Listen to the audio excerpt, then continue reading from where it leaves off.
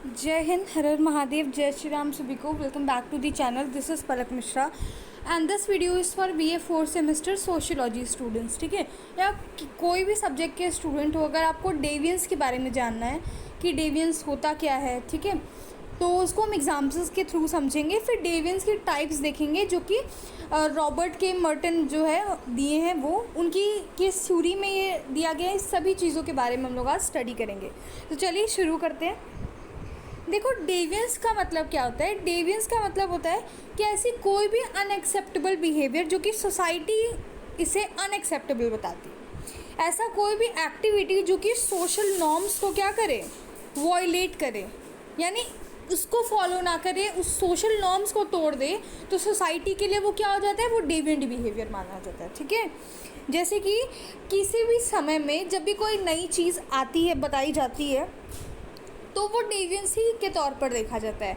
और डेवियंस हमेशा नेगेटिव नहीं होता ना, डेवियंस पॉजिटिव चेंज ले आने के लिए भी होता है। जैसे कोई भी सोशल मूवमेंट हुए आज तक, फॉर एग्जांपल जब सती प्रथा होता था, तो जो सती प्रथा के टाइम पे जब राजा राम मोहन रॉय आए होंगे कभी और इसके बारे में कहा होगा कि ऐसा नहीं होना चाहिए, ये गलत है, ये ह्यूमैनिटी को किल कर रहा है, तो उस टाइम पीरियड के लोगों के लिए वो जो बिहेवियर है राजा राम मोहन रॉय का, वो क्या है, अनएक्सेप्टेबल है। क्योंकि उस टाइम की जो सोशल नॉर्म्स था वो यही कहता है कि अगर किसी वाइफ की, पति का जो है, हस्बैंड का डेथ हो जाता है, तो उसके साथ उसे भी जो है जला दिया जाता था।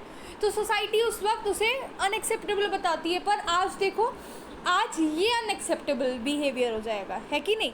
तो डेवियंस जो होता है टाइम एंड प्लेस के साथ बदलता जाता है।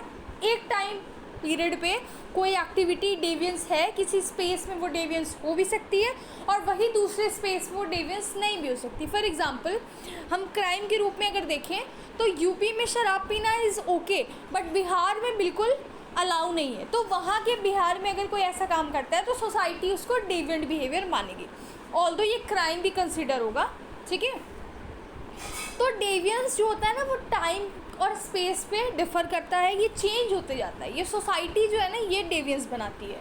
सोसाइटी कहती है कि देखो ये ठीक, तो ये डेविएंट बिहेवियर नहीं है, और ये ठीक नहीं है, तो ये डेविएंट बिहेवियर। फॉर एग्जांपल जैसे हम लोग बोलते हैं ना कि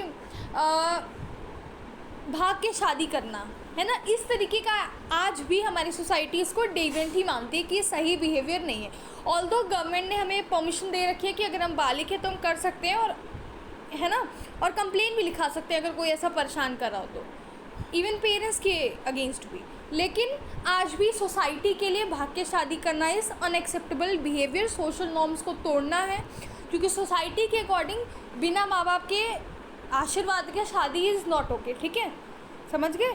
तो डेवियंस पॉजिटिव भी हो सकता है, डेवियंस नेगेटिव भी होता है। ये सोसाइटी की डायमीटर बताती है, ये सोसाइटी बताती है कि है या फिर नहीं है। ठीक है, आगे बढ़े। अब देखो, डेवियंस के 3 कॉज को हम लोग डीप में डिस्कस करेंगे। कौन कौन से कॉज हैं, क्या क्या रीज़न हो सकते हैं, sociological, biological and psychological cause. ठीक है, तो आइए चलो एक एक करके डिस्कस करते हैं। देखो, साइकोलॉजिकल कॉज में क्या हो गया, कोई व्यक्ति अच्छे से बिहेव क्यों नहीं कर रहा, वो बदतमीज़ी कर रहा है, वो चिल्ला के बात कर रहा है, उसमें क्या है ऐसा, तो कुछ उसकी साइकोलॉजी होगी, कुछ पास्ट ट्रॉमा होगा। जैसे आपने कभी ऐसे पर्सन से मिले होंगे जिसकी लाइफ थोड़ी पास्ट बुरी रही है, तो वो कभी किसी पे ट्रस्ट नहीं करता, कभी किसी से फ्रेंडशिप नहीं करता, अच्छे से बात नहीं करता, है ना, और उसको छोटी छोटी बातों में इनसिक्योरिटी होती है। उसको लगता है कि अरे ऐसा ना हो जाए, वैसा ना हो जाए। कभी कभी आपने किसी ऐसे से मिले होंगे जब, जैसे आपके लिए नॉर्मल है किसी के साथ भी फ़ोटो खिंचाना, बट किसी पर्सन को अगर आप कैमरा करते हो तो वो छुपा लेता है अपना चेहरा, बिकॉज उसको यकीन नहीं है आप कि कहीं आप उसकी फ़ोटो का मिसयूज़ ना कर दो।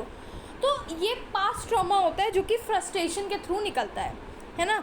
कभी कभार कल्चर की भी फ्रस्ट्रेशन होती है जो इस तरीके से होकर निकलती है, जो अनएक्सेप्टेबल बिहेवियर सोसाइटी को लगता है, लेकिन कहीं ना कहीं उस बच्चे का, उस पर्सन का मेंटल पास्ट एक्सपीरियंस ऐसा है। चाइल्डहुड में ही उसने वॉयलेंस देखा घर में, चाइल्डहुड में ही उसने गाली गलौज को बहुत ही देख लिया, तो उसके लिए वो नॉर्मलाइज हो जाएगा। अगर वो देखा है छोटे पे ही, देखना नहीं, छोटे पे बच्चों को अगर कोई गाली वाली देते हुए सुन ले तो उसकी ज़ुबान पे भी वो आ जाता है। तो सोसाइटी कहती है अरे देखो, गाली देना अच्छी बात नहीं है, पर बड़ा गाली देता है तो फिर, समझ रहे हो। तो सोसाइटी कहती है कि जो चाइल्डहुड में, अगर सोसाइटी नहीं कहती, अगर चाइल्डहुड में कोई बच्चा है जिसने जैसे मान लो स्लम एरिया में कोई रहने वाला बच्चा, उसके लिए गाली, उसके लिए प्रोस्टिट्यूट, उसके लिए वायलेंस, ये सब चीज़ें बहुत नॉर्मल है। यहाँ तक कि थेफ्ट उसके लिए नॉर्मल है। वो छोटे बच्चे को जब चोरी करके वो कोई सामान अपने घर में लेकर आता है तो उसके पेरेंट्स उसको नहीं सिखाते कि चोरी करना मना है। क्यों? क्योंकि पहले तो उसको सबसे बड़ी ज़रूरत उसके पेट की है, उसको भूख लगी है, उसकी फैमिली भूखी है, तो इसलिए वो चोरी करता है। तो चोरी करना इज़ अनएक्सेप्टेबल बिहेवियर, और तो और ये क्राइम भी है। लेकिन उस पर्सन के लिए एकदम नॉर्मलाइज हो चुका है, एकदम जनरल हो चुका है कि अरे ठीक है, क्या कर लिया, कुछ चुरा लिया, उसको बेच दिया और उससे पैसे कमा के कुछ खा लिया। तो सोसाइटी आज भी उसको अनएक्सेप्टेबल बताती है, इवन दो कि वो क्राइम भी है, लेकिन उस पर्सन के लिए वो जनरल टर्म्स में आ गया। ठीक है, सोशल मीडिया बहुत बड़ा रोल प्ले करती है साइकोलॉजिकल कुछ रीजंस में। क्यों? देखो, आप सोशल मीडिया पे कभी आपने नोटिस किया होगा, जैसे जो लोग नाचने गाने वाला जो भी रील बनाते हैं, ठीक है, तो वो लोग शॉर्ट ड्रेसेस में रील बना रहे हैं और उनके मिलियंस में लाइक जा रहे हैं। ठीक है, चाहे लड़का हो चाहे लड़की हो, दोनों की मैं बात कर रही। तो उसको देख के अगर कोई बच्चा है वो ऐसा करना चाह रहा हो फॉर एग्ज़ाम्पल, तो समझ लीजिए आप भी अपने घर में जाके कहिए कि मुझे इतने छोटे छोटे पहन के कपड़े, देखो छोटे कपड़े पहनना ये बुरी बात नहीं है ना, लेकिन एक डिसेंट छोटा कपड़ा और छोटे कपड़े में बहुत डिफरेंस होता है, याद रखिएगा। क्योंकि लोगों को ये चीज़ बहुत बुरी लगती है, लेकिन डिसेंसी हमेशा मेंटेन करनी है, चाहे आपका कपड़ा कितना छोटा हो क्यों ना हो, है ना। तो अगर आप यही अपने घर में कहो कि हमको जो इंटरनेट पर जो ड्रेसेस दिखाते हैं उनको दिखा के अपने पेरेंट्स से कहो कि मुझे ऐसा ड्रेस पहन के डांस करना है और सोशल मीडिया पे डालना है, देखो आपको पिटाई होगी। और अगर आपके पेरेंट्स फिर भी बहुत ओपन है तो ठीक है, आप करते हो, लेकिन फिर भी सोसाइटी के लिए वो एक्सेप्टेबल बिहेवियर नहीं है इस तरह का ड्रेस पहनना। आज भी हमारी सोसाइटी, आज भले ही इंडियन सोसाइटी वेस्टर्न को पूरी कॉपी करने में लगी हुई है कि हम उनकी तरीके का ड्रेस पहनेंगे, उनका तरीके का फैशन स्टाइल, उनकी एजुकेशन, हर चीज़। इसीलिए गुलामी जो इतने साल से चल गई, मानसिकता में वो बैठ गई है, और उस मानसिकता को ख़त्म करना इतना ज़रूरी है। हमको ये याद रखना चाहिए कि हमारा इंडियन कल्चर क्या है, हमारा एथनिसिटी क्या है, कैसे हम कपड़े पहनते हैं वही हमारी आइडेंटिटी है। वेस्टर्न वर्ल्ड आज हमारा हमेशा हमें बेइज्जत करता है। क्यों? आपको लगता है हाँ आज हमारे इंडिया का सिचुएशन काफ़ी बेटर है, बिल्कुल, लेकिन इतने सारे ऐसे सोशल मीडिया चलाने वाले पर्सन हैं जो इंडिया को, अभी मैं नाम भूल रही हूँ, वो शायद डिलीवरी बॉय है कोई, उसने इंडिया की बेइज्जती कराने में इतने गंदे गंदे पिक्चर्स उसने इंडियन से रिलेटेड अपलोड कर रखे हैं कि वो दिखाना चाहता है कि इंडिया तो एकदम थर्ड वर्ल्ड कंट्री में आता है, जबकि इंडिया अभी बहुत सुधर चुका है। लेकिन उस बंदे की मानसिकता में है कि हमें इंडियन से नफरत है। आई डोंट नो किस रीज़न से वो ऐसा करता है, क्योंकि मैंने उसके पोस्ट देखे और मुझे इतनी गुस्सा आई कि इस पर कोई एक्शन क्यों नहीं लिया जा रहा है। बिकॉज कोई पर्सन खुलेआम इंडिया की इस तरीके से इंसल्ट कर रहा है, this is not acceptable, right. लेकिन इंडियन क्या कर रहे हैं? इंडियन को ये नहीं दिखाई पड़ रहा है कि कोई हमारे साथ क्या कर रहा है। हमको तो ये दिख रहा है कि हमें छोटे कपड़े पहनने हैं, हमें उसी पर्सन जैसा बनना है, उसी तरीके से बात करनी है, हमें इंग्लिश बोलना आना चाहिए। अगर कोई हिंदी बोले तो उसको हम हीन दृष्टि से देखेंगे। ये सब आपके दिमाग में कहाँ से आया? यही है मानसिकता, गुलामी की मानसिकता आज भी हमारे अंदर बैठी है। क्यों हम एक्सेप्ट नहीं कर लेते कि कोई पर्सन हिंदी में बात कर रहा है तो उसके पास दिमाग नहीं होगा, वो इंटेलिजेंट नहीं होगा? हाँ, आप कहीं भी चले, गांव में अगर कोई 4 वर्ड इंग्लिश के बोल दे, फिर देखो सारे लोग अरे उसको तो अंग्रेजी बोलना आता है। क्यों? हिंदी बोल दिया तो क्या प्रॉब्लम है कि नहीं? इंग्लिश बोलने में बहुत ही डिफरेंस है ना। सब कहते हैं ना कि इंटरव्यू में इंग्लिश बोलो, बहुत अच्छा, बिल्कुल अच्छी बात है कि आप 2-3 लैंग्वेज जान रहे हैं। एक आपकी मातृभाषा, दूसरी आप हिंदी या जो भी चीज़ें बोलते हैं, और तीसरी आप इंग्लिश बोलना जान रहे हैं, बहुत अच्छी बात है। लैंग्वेज के बारे में तो आना ही चाहिए, क्योंकि it is a way to communicate. लेकिन इसका मतलब ये कहाँ से हो गया कि आपका दिमाग अच्छा है या बुरा है, आप स्टैंडर्ड हो कि नहीं? आपको बताया जाता है कि आप हाथ से खाते हो तो आप घटिया हो, आप हाथ से खाते हो तो आपकी बेइज्जती महसूस होती है। हम रेस्टोरेंट में जाकर, होटल में जाकर हाथ से नहीं खाते, हमें तो इंसल्ट फील होता है। क्यों भाई? वो हमारा कल्चर है, हमारे कल्चर में ऐसे खाना लिखा है, आप बताइए हम क्यों नहीं खा सकते? तो आप कभी नोटिस करिएगा, लोग हमेशा फॉग यूज़ करेंगे, नाइफ़ यूज़ करेंगे, स्पून से खाएंगे, और घर पे वैसे ही हाथ से खाएंगे। लेकिन बाहर जाने पे उन्हें दिखाना है। क्यों दिखाना है? आप किस लेवल को मेंटेन कर रहे हो? आप तो वेस्टर्न वर्ल्ड को कॉपी कर रहे हो, क्योंकि वो अपने हाथ से नहीं खाते, वो फॉग और उसके बाद स्पून से खाते हैं। यानी आपका दिमाग एकदम ब्लाइंड हो चुका है, आप ब्लाइंड हो चुके हो और आप ब्लाइंडली फॉलो कर रहे हो किसको? Western culture. आज हमें इंडियन कल्चर को गर्व करने की ज़रूरत है, उसको एम्ब्रेस करने की ज़रूरत है, ना कि उस पर शर्म करने की। समझ में आया? तो सोशल मीडिया एक बबल क्रिएट करता है आपके अराउंड कि अगर आप हाथ से खा लिए तो आप ऐसे हो, और अगर आप इंग्लिश बोल नहीं पाए तो आप ऐसे हो, आपको इसकी जानकारी नहीं है तो आप ऐसे हो। तो ये बच्चे के मन में क्या करेगा? फ्रस्ट्रेशन पैदा करेगा। जैसे मान लो उसके पेरेंट ये कहे कि अरे यार तुम्हें इंग्लिश बोलना नहीं आता, भले ही मान लो वो इंग्लिश मीडियम का है लेकिन उसको इंग्लिश बोलना नहीं आता, ठीक है, उसकी कमी है, लेकिन उसी के बेसिस पे उसका होल एंड सोल जज कर देना कैसा रहेगा? तो वो बंदे को फ्रस्ट्रेट कर देता है। उसके बाद फ्रस्ट्रेशन में जो उसकी बुरी बिहेवियर निकलती है, फिर सोसाइटी उसको डेविएंट मान लेती है ना। देखो मैं इतना लेक्चर दे रही हूँ, आपको लगेगा कि यार सिलेबस का पढ़ा दें, ये सब क्या बोल रहे हैं, लेकिन ज़रूरत इसी चीज़ को समझने की है। ब्लाइंड फॉलोअर किसी चीज़ का नहीं बनना है कि ऐसा वो करते हैं तो ऐसा हम करेंगे। क्यों? हमारी एजुकेशन सिस्टम को कोई भी वर्ल्ड जो है उसको उसकी बराबरी नहीं कर सकता, क्योंकि हमारा होलिस्टिक डेवलपमेंट जो आज NEP बता रही है वही हमारे गुरुकुल शिक्षा नीति में था, है कि नहीं? गुरुकुल में आपको सिर्फ वेदों उपनिषद ये सब नहीं पढ़ाए जाते थे, आप गेम्स में भी अच्छे थे, आप घुड़सवारी जानते थे, आप तलवारबाजी जानते थे, आप तीर चलाना जानते थे, आप क्या नहीं जानते। आपका फिजिकल और मेंटल ग्रोथ दोनों हो रहा है, ऊपर से योग कराया जाता था जिससे आपकी मेंटल हेल्थ अच्छी होती थी। तो अब आप मुझे बताइए कि आपका एजुकेशन सिस्टम वेस्टर्न वर्ल्ड के एजुकेशन सिस्टम से बेटर है कि नहीं? बिल्कुल है, लेकिन हमें क्या दिखाना है? हमें तो इंग्लिश पढ़ना है, हमें इंग्लिश मैंडेटरी कर दी गई। देखो राजभाषा वाला जो मैंने पढ़ा था हिंदी में, उसमें इतना लिखा था कि हम हिंदी को राजभाषा का दर्जा दे रहे हैं और इंग्लिश को 15 साल तक इंग्लिश बोली जानी चाहिए। क्यों 15 साल लिखा गया? उसी वक्त क्यों नहीं ख़त्म किया गया? क्योंकि जितने भी दस्तावेज थे उस वक्त इंग्लिश का इतना बोलबाला था कि उसको तुरंत चेंज कर देना बहुत डिफ़िकल्ट हो जाता। इसलिए 15 ईयर्स का टाइम दिया गया कि 15 ईयर्स के बाद हिंदी ही हिंदी सब कुछ होगा, उसके बाद चेंज होता तो हिंदी। लेकिन देखो वो 15 ईयर आज कितना साल तक एक्सटेंड कर गया, आप मुझे बताइए, है ना। आज आपको जज किया जाता है इंटरव्यू में on the basis of your English. अगर आप थोड़ी सी गलत इंग्लिश बोलते हैं तो सब आपको उल्टा सीधा बोलने लगते हैं कि अरे इंग्लिश नहीं आता। और तो और इस टाइम मीम्स भी चलते हैं, अगर कोई थोड़ा सा इंग्लिश बोल दे गलत तो उसका मीम बनाया जाएगा।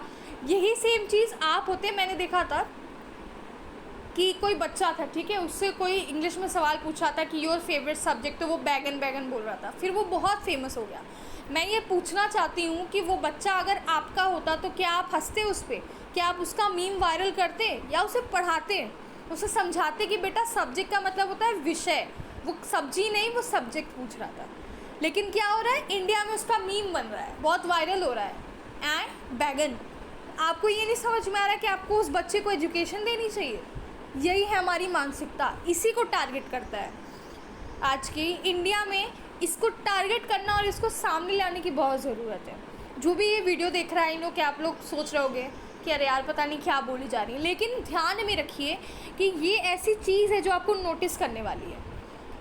वो अगर आपका बच्चा होता तो आपको शर्म आती कि अरे मेरे बच्चे को सब्जेक्ट का मतलब नहीं पता, लेकिन आप उसकी स्टडी में ध्यान देने के बजाय उसका मीम वायरल कर रहे हो, है ना, उसकी इंसल्ट कर रहे हो। लेकिन आप उसकी इंसल्ट नहीं कर रहे, आप अपनी मानसिकता की इंसल्ट कर रहे हैं कि आप कैसा सोचते हैं। खैर ये सब चीज़ें आई होप सोशल मीडिया का मैंने बहुत अच्छे से क्लियर कर दिया। अब समझ के लिखना कि जब भी आंसर राइटिंग होगा तो इस तरीके के आंसर में इस तरीके का एग्जाम्पल लिखना कितना इंपॉर्टेंट रखता है। और ये एग्जाम्पल बहुत वैलिड है दोस्तों। आपको लगता है कि आप बुक से एग्जाम्पल लिख के अच्छे मार्क्स ला देंगे, बट दिस इज सोशियोलॉजी, जहाँ पे आपको समझने की ज़रूरत है कि आपका पर्सनल अंडरस्टैंडिंग कहाँ पे है। तो आई होप कि मैं आपका पर्सनल अंडरस्टैंडिंग बिल्ड करने में थोड़ी सी मदद कर रही होंगी। चलिए अब देखते हैं बायोलॉजिकल रीज़न क्या है। बायोलॉजिकल में फिजिकल ट्रेट्स आते हैं। देखो सीजर लोम्ब्रोसो कहते हैं कि बंदा जो डिविएंट बिहेवियर करता है, जैसे आप लोग कभी सुने होंगे कि क्रिमिनल के हाथ बहुत रफ होते हैं, वो भी कुछ इसी तरीके की बात करते हैं। कहते हैं कि पर्सन की अपीयरेंस जो है वो उसकी डेविएंट में कहीं ना कहीं कंट्रीब्यूट करती है। मान लो मेरा हाथ बहुत रफ है तो मैं थोड़ा गलत इंसान रहूँगी, मैं इस तरह का बिहेवियर करूँगी। मेरे माथे बहुत चौड़े हैं तो मैं गलत इंसान, मेरे कान बहुत लंबे हैं, किसी का कैसा शक्ल है, किसी का कैसा सूरत है, फिजिकल ट्रेट देख के बताना कि वो इंसान डेविएंट बिहेवियर करेगा कि नहीं, ये सीजर लोम्ब्रोसो कहते हैं, ठीक है।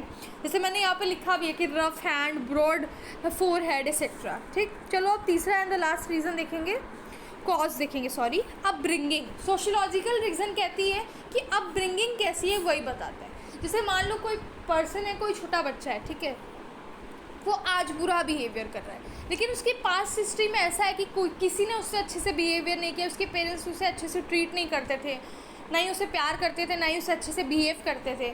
इस रीज़न से उसके अंदर इतनी फ्रस्ट्रेशन, इतनी हेट बढ़ गई कि अब वो वैसा ही बन गया, मतलब वो बुरा ही बन गया। तो ये अपब्रिंगिंग की वजह से हो रहा है ना। अनइक्वल अपॉर्चुनिटी, वो देख रहा है कि दूसरे अच्छा कर पा रहे हैं लेकिन मैं अच्छा नहीं कर पा रहा हूँ क्योंकि मेरे पास रिसोर्सेज की कमी है। तो जब उसके पास रिसोर्सेज की कमी महसूस होगी तो उसके अंदर क्या बढ़ेगा, फ्रस्ट्रेशन बढ़ेगा, और फिर वो बुरा बिहेव करेगा। तो सोसाइटी उसको डेविएंट बताएगी, ठीक। अनइक्वल अपॉर्चुनिटी, इकोनॉमिक कंडीशन ख़राब है, बहुत गरीब है, गरीबी में पला बड़ा, तो उसका बिहेवियर उसी तरीके का रहेगा। जैसे आप छोटे छोटे बच्चों को कभी स्लम एरिया में जाकर देखना, क्या पटर पटर गाली बकेंगे, आपको लगेगा अरे बाप रे, सच में ये सब चीज़ें नोटिस करने लायक है। आप किसी गली मोहल्ले के छोटे छोटे बच्चे जो पढ़ाई लिखाई छोड़ के दिन भर जो है बस बाहर ही यहाँ वहाँ करते रहते हैं, उनसे थोड़ा सा भी आप बात करेंगे तो पटर पटर गाली निकलेगी, और आपको लगेगा कि ओह गॉड, इनको तो किसी ने सिखाया ही नहीं। उनका ऐसा स्लम एरिया का इन्वायरमेंट है, उनका सोशल एक्सपोजर ऐसा है कि वो वैसे ही बन गए, समझ में आया। इसीलिए स्लम एरिया की बात करते हुए ऑस्कर लेविस अपनी बुक में बताते हैं कल्चरल पॉवर्टी में कि स्लम एरिया का जो सोशलाइजेशन है उसकी वजह से ही डेविएंट बिहेवियर होता है, उसकी वजह से ही वो लोग क्राइम भी करते हैं। क्योंकि स्लम एरिया है तो आपके लिए कितना ईजी हो जाएगा ना, गाली गलौज, मारपीट, प्रॉस्टिट्यूट, ये सब ईजी है उनके लिए। तो उनके लिए चोरी, ये वो कुछ भी ख़राब चीज़ नहीं, सब एकदम नॉर्मल है। क्या पेट भरने के लिए कर रहे हैं, नॉर्मल है। तो वो भी ये कहते हैं कि स्लम एरिया का सोशलाइजेशन की वजह से बच्चों की ऐसी कंडीशन हो रही है, ऑस्कर जी बताते हैं, ठीक। और वॉयलेंट बिहेवियर, तो बचपन में देखा है किसी ने डोमेस्टिक वायलेंस देखा है, अपने साथ होते हुए देखा, उसके घर पे बहुत पीटा जाता है उसे, या उसके साथ बुरे बिहेवियर करते हैं, तो कहीं ना कहीं उसके अंदर फ्रस्ट्रेशन बिल्ड होगा जिसकी वजह से वो ऐसा बिहेव करेगा। Now moving towards the types of deviance, तो 5 तरीके के डेविएंस होते हैं। कॉन्फर्मिटी, ठीक है, उसके बाद इनोवेशन, उसके बाद रिचुअलिज्म, रिट्रीटिज्म एंड रिबेलियन। देखो रॉबर्ट के मर्टन ने अपनी स्ट्रेन थ्योरी में इन 5 टाइप के डेविएंस को बताया, जिसमें कन्फॉर्मिटी बोलता है कि सोशल मीन्स भी प्लस है, यानी ये वो बच्चा है जो हर बात मानता है, समझ लो ये ऐसा, ठीक है, कि सोसाइटी के जो नॉर्म्स हैं उसको भी ना तोड़े और उसके पेरेंट्स की भी बात माने, उसका इंडिविजुअल गोल भी प्लस में हो और सोसाइटी के लिए भी वो प्लस में हो। फॉर एग्जांपल, जैसे सोसाइटी कहती है कि पैसे कमाने के लिए हमेशा सही रास्ता चुनो, तो मान लो मैं एक पर्सन हूँ और मैं उसी की बात मानकर मैंने नौकरी करने का डिसीजन लिया और मैं नौकरी करके पैसा कमा रही हूँ, तो मेरा इंडिविजुअल गोल भी प्लस में है क्योंकि मैं पैसा कमा रही हूँ सही तरीके से, और सोसाइटी का सोशल मीन्स जो है वो भी प्लस में, क्योंकि सोसाइटी कहती है कि अगर पैसा कमाना है तो पढ़ो लिखो, नौकरी करो और फिर पैसा कमाओ, बिजनेस करो, पैसा कमाओ, लेकिन सही तरीके से होना चाहिए, ठीक। तो ये कन्फॉर्मिटी वो बच्चा है जो हर बात मानता है। इसको नहीं पढ़ेंगे और बाकी 4 चीज़ों को डिस्कस करेंगे ना, क्योंकि इसमें बस दोनों चीज़ें प्लस में आएंगी, इसलिए मैंने इसका एग्जाम्पल दे दिया। बाकी मेन जो है ये 4 है। अब देखो मैंने यहाँ पे मैंने सारा चीज़ लिखा है, चलो अच्छी बात है। देखो कन्फॉर्मिटी में इंडिविजुअल गोल भी प्लस में है, सही तरीके से उसका हो रहा है, और सोशल मीन्स भी जैसा सोसाइटी कह रहे हो उसको भी पालन कर रहा है, तो प्लस में, ठीक। अब इनोवेशन क्या होगा कि एक डिफरेंट तरीका खोज लेना जो सोशल मीन्स को तोड़ता हो, जैसे भाग के शादी करना। सोसाइटी उसको एक्सेप्टेबल बिल्कुल नहीं मानती। वो सोसाइटी क्या मानती है कि मैरिज बिना आशीर्वाद के अधूरा रहता है, टूट जाता है, जो कि होता भी है। तो इस तरीके का जो शादी होता है वो टिकती नहीं है, सोसाइटी ये कहती है। लेकिन इनोवेशन कहता है कि नहीं हमें तो करना है, तो इसका इंडिविजुअल गोल तो प्लस में है, लेकिन सोशल मीन्स नेगेटिव है क्योंकि सोसाइटी के नॉर्म्स को वो तोड़ रहा है, ठीक। इनोवेशन में एक और ले लो, वाइट कॉलर क्राइम।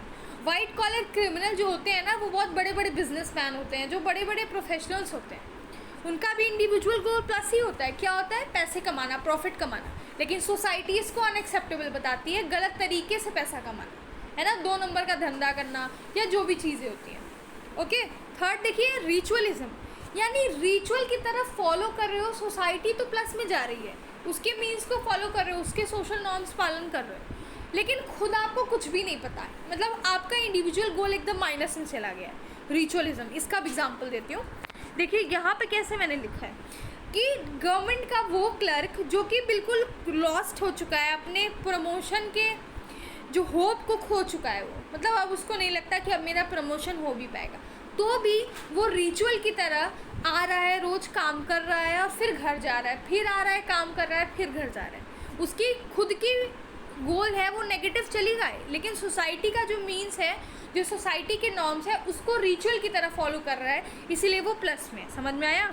अब देखिए यहाँ पे रिट्रीटिज्म में क्या होगा कि दोनों माइनस में चला जा रहा है, ना सोसाइटी से ठीक मानती है ना खुद के लिए वो ठीक है। क्यों? जैसे साधु, अब अगर मान लो कि किसी वाइफ का हस्बैंड कहे कि अब मुझे साधु बनना है, मैं सबको छोड़ छाड़ के जा रहा हूँ, तो ना उसकी वाइफ को ये चीज़ पसंद आएगी, ना उसके घर में इसे एक्सेप्टेबल माना जाएगा, और सोसाइटी भी इसे एक्सेप्टेबल नहीं मानती कि गृहस्थ जीवन को छोड़ के कोई भी साधु संत बने। आप अपने घर में कह दो कि आपको शादी नहीं करनी है, फिर देखो आपको फिर डांट भी पड़ेगी, और ज़्यादा बहस करोगे तो पिटाई भी होगी कि ये शादी करने से मना नहीं कर सकते तुम। क्यों? अगर आप कहो कि नहीं मुझे तो सन्यासी बनना है या मुझे ब्रह्मचर्य का पालन करना है, आपको पीटेंगे। क्यों पीटेंगे? क्योंकि सोसाइटी कहती है कि मैरिज कंपलसरी है, क्योंकि हमारा ये सेक्रेट चीज़ है जिसमें हम अपने संस्कार का पालन करते हैं। तो सोसाइटी कहती है मैरिज करना कंपलसरी है, और हम कहते हैं कि नहीं, इसीलिए हम डांट सुनते हैं।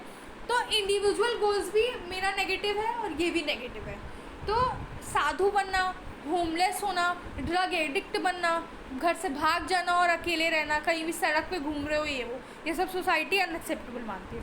तो रिट्रीटिज्म का एग्जांपल है ड्रग एडिक्शन, कोई ड्रग एडिक्ट बच्चा है वो, होमलेस वांडरर जो इधर उधर घूम रहा है, और होमलेस सेंट साधु बन गया।